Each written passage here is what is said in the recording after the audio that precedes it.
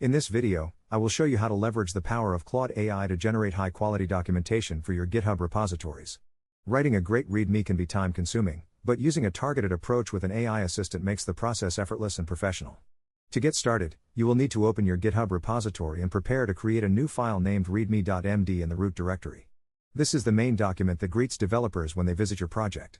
Once you have your file ready, the real magic happens within the prompt you give to Claude. You should tell Claude to act as a senior technical writer. This persona ensures the output is professional and structured correctly.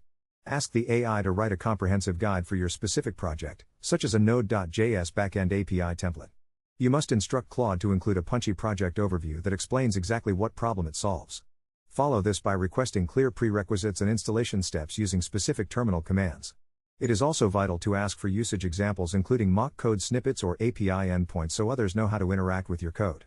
Don't forget to mention environment variables, and specifically ask Claude to format them into a clean markdown table for better readability. Ensure you specify that the entire output must be in valid markdown with clear code blocks for easy copying. Once Claude generates the text, simply paste it into your GitHub editor and commit the changes. Now your project looks polished and professional.